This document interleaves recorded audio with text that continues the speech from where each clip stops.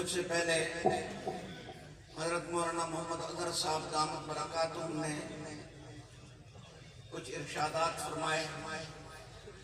میں اسی بات کو آگے بڑھاتے ہوئے ایک دو باتیں عرض کروں گا. انہوں نے یہ فرمایا کہ مادر علمی میں ہم نے 3 چیزیں سیکھنی ہیں: علم، عمل اور اخلاص. پہلے تو یہ بات ذہن میں رکھیں کہ خیر المدارس جیسے علمی لحاظ سے ہمارا مادر علمی ہے، انتظامی لحاظ سے پدر انتظامی بھی ہے. یہ ہمارا پدر انتظامی بھی ہے. فارغ ہونے والے طلباء کو چاہیے کہ وہ یہاں پر بغور دیکھا کریں کہ نظم و انتظام کس طرح کیا جاتا ہے، تاکہ اپنی اپنی جگہوں پر وہ اس سے فائدہ اٹھائیں. حضرت مولانا فرما رہے تھے کہ 3 چیزیں ہیں: علم، عمل، اخلاص. حضرت بن نوری نور اللہ مرقدہ فرمایا کرتے تھے کہ اگر اخلاص نہیں تو قبولیت نہیں، تقوی نہیں تو تاثیر نہیں. یہ اخلاص اور تقوی دونوں چیزیں ساتھ ساتھ چلتی ہیں. میں کہا کرتا ہوں کہ علم آتا ہے محنت سے، عمل آتا ہے ہمت سے. علم محنت کے بغیر نہیں آتا. آپ دیکھیں روزانہ 10 گھنٹے پڑھتے پڑھاتے ہیں، پھر عمل کے لیے ہمت کرنی پڑتی ہے. آدمی کئی دفعہ مسجد میں پہنچ جاتا ہے، 2 رکعت پڑھ سکتا ہے، لیکن نہیں پڑھتا، جا کے بیٹھ جاتا ہے. کم ہمت ہی ہوتی ہے. آدمی ہمت کرے، اپنے نفسانی تقاضوں کو دبائے، تو رفتہ رفتہ طبیعت کے اندر، مزاج کے اندر دین آ جاتا ہے، عمل آ جاتا ہے. تیسری چیز ہے اخلاص. اخلاص روح ہے عمل کی. اخلاص اور تقوی کے بغیر نہ اللہ کے نزدیک قبولیت ہے، نہ لوگوں پر اس بات کا کوئی اثر ہوتا ہے. حضرت رائے رحمۃ اللہ علیہ کے پاس ایک دفعہ ایک شاعر آیا ہے، جگر مراد آبادی. وہ پہلے شراب پیتے تھے، توبہ کی اس سے. حضرت کے پاس آئے تو حضرت نے فرمایا اپنا کلام سناؤ. جب وہ ایک شعر پر پہنچے تو حضرت جھوم اٹھے. وہ شعر یہ تھا: واعظ کا ہر ارشاد بجا، تقریر بہت دلچسپ مگر آنکھوں میں سرور عشق نہیں، چہرے پر یقین کا نور نہیں. کئی دفعہ آدمی لفاظی بڑی بہترین کر لیتا ہے، لیکن تاثیر نہیں ہوتی اس میں. تاثیر کا مطلب یہ نہیں ہے کہ لطف نہیں آتا. تاثیر کا مطلب یہ ہے کہ وہ چیز دل دماغ میں اثر انداز نہیں ہوتی کہ آدمی اس کو قبول کرے اور اپنی عملی زندگی میں اس کو لے آئے. اخلاص کس کو کہتے ہیں؟ یاد رکھیں کہ عمل سے پہلے آدمی کے دل میں ایک جذبہ ہوتا ہے. پہلے جذبہ ہوتا ہے، پھر عمل ہوتا ہے. وہ جذبہ اگر اللہ کی رضا کا ہو اور پھر عمل صالح ہو، اس کو کہتے ہیں اخلاص. اگر عمل صالح ہو لیکن جذبہ اللہ کی رضا کا نہ ہو، کتنا ہی بڑا عمل کیوں نہ ہو، تو اس کا مطلب ہے عمل نہیں ہے لیکن اس میں اخلاص نہیں ہے، قبولیت نہیں ہے. میرا بھائی، یہ اخلاص اور تقویٰ سیکھنے سے آتا ہے. یہ اخلاص اور تقویٰ محنت سے آتا ہے. یہ مجاہدے سے آتا ہے. اخلاص سے نیت کا تعلق باطن سے ہے، قلب سے ہے. ہمارے حضرات اکابر نے اللہ والوں کے پاس وقت گزارا، ان سے تعلق قائم کیا، ان کو اپنا حال دیتے تھے.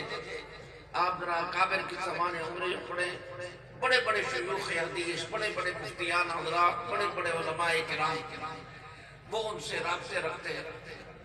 اس واسطے میں اپنے سب طلباء سے عرض کروں گا، کسی سچے متبع سنت شیخ سے آپ اپنا اصلاحی تعلق رکھیں، لیکن اصلاحی تعلق اپنی اصلاح کے لیے رکھیں، خلافت لینے کے لیے نہ رکھیں.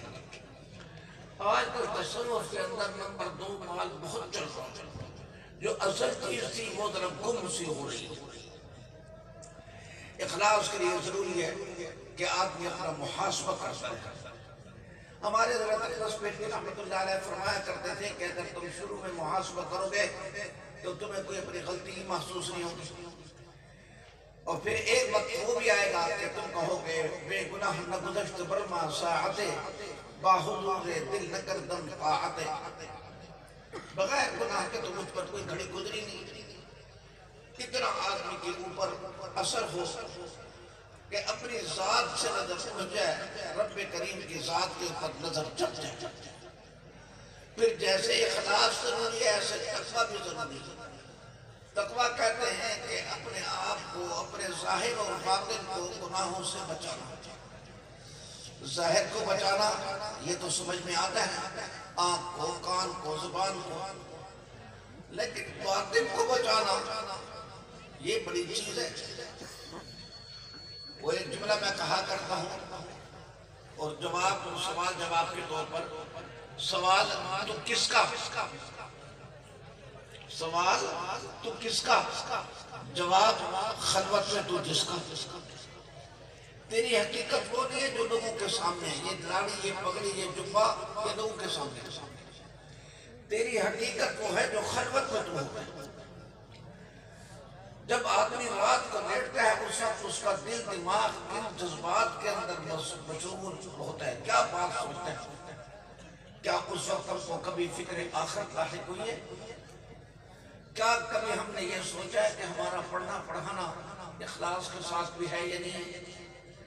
کبھی موت ہم کو یاد آئی ہے؟ اس کا مطلب یہ ہے کہ ہماری حالت قابل اصلاح ہے۔ جب تک دل کے اندر رضائل ہیں اس وقت تک اخلاص سے نیت مشکل ہے۔ اس وقت رضائل کا ازالہ ضروری ہے۔ دنیا کی محبت چلی جائے، اللہ کی محبت آ جائے، تکبر ختم ہو جائے، تواضع آ جائے، حرص ختم ہو جائے، قناعت آ جائے، غفلت ختم ہو جائے، ذکر آ جائے، بدکاری کے جذبات ختم ہو جائے، عفت اور پاک دامنی آ جائے، یہ چیزیں حاصل کرنی ہیں اور ان رضائل سے ہم نے نجات حاصل کرنی۔ اس کے لیے محنت کرنے کی ضرورت ہوتی ہے۔ محنت کے لیے صحبت کی ضروری ہے، ذکر بھی ضروری ہے۔ ذکر بڑی نعمت ہے۔ ہمارے حضرت رحمۃ اللہ علیہ فرمایا کرتے تھے کہ جس کو ذکر دیا اس کو ولایت کا منشور دیا۔ پھر ہمارے حضرت یہ بھی فرماتے تھے فارغ وقت کو فارغ نہ رکھو، فارغ وقت کو ذکر اللہ سے آباد رکھو۔ آج کل ہم فضول باتیں سوچتے رہتے ہیں، فضول باتیں کرتے رہتے ہیں، ذکر کی طرف توجہ نہیں کرتے۔ جب آدمی ذکر کی طرف توجہ کرتا ہے تو پھر اس کی زندگی کی شان ہی عجیب ہوتی ہے۔ سب سے پہلی نعمت اس کو ملتی ہے، اس کو لغویات سے، فضولیات سے نفرت ہو جاتی ہے۔ ایک دفعہ حضرت رحمۃ اللہ علیہ نے مجھے تنبیہ کرتے فرمایا، الحمدللہ 40 سال ہو گئے میرے منہ سے کوئی لغو بات نہیں نکلی۔ ہم ایک دن ایسا نہیں گزار سکتے کہ ہماری زبان سے کوئی لفظ بات نہ نکلے۔ یہ ہے اللہ والے جنہوں نے اپنے اوپر محنت کی۔ انسان کے اندر جو برائی کا جذبہ ہے اس کو نفس کہا جاتا ہے، جو اپنی ذات کے اعتبار سے امارۃ بالسوء، یہ جذبہ اگر اس کا علاج کیا جائے تو یہ پھر نفس امارہ سے نفس لوامہ بن جاتا ہے۔ امارہ جب ہوتا ہے وہ برائی کا یہ حکم دیتا ہے، یعنی طبیعت برائی کی طرف چلتی ہے۔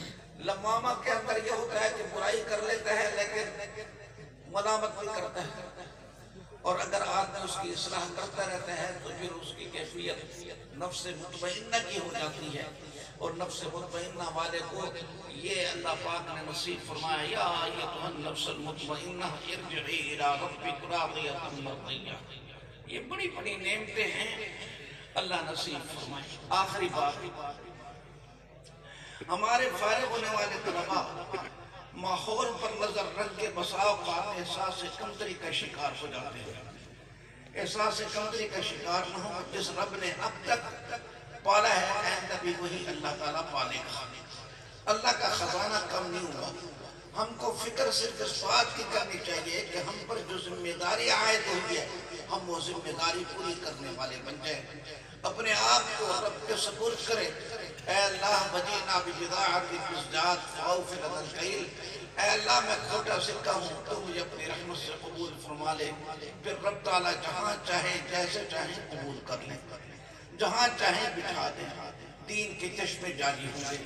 حضرات صحابہ کرام رضی اللہ تعالیٰ عنہ مجمعین کے بارے میں اللہ نے فرمایا وَلَكِنَّ اللَّهَ حَبَّبَ إِلَيْكُمُ الْإِيمَانَ وَزَيَّنَهُ فِي قُلُوبِكُمْ، یعنی ان کا کامل تزکیہ ہو گیا تھا، ان کو برائی سے تبھی نفرت ہو گئی تھی، نیکی کی تقوی رغبت ہو گئی تھی، نتیجہ ہوا اولئک هم الراشدون، ان کے قلوب سے ہدایت کے چشمے بننے لگ گئے۔ تو وہ ہدایت کا ذریعہ کب بنے؟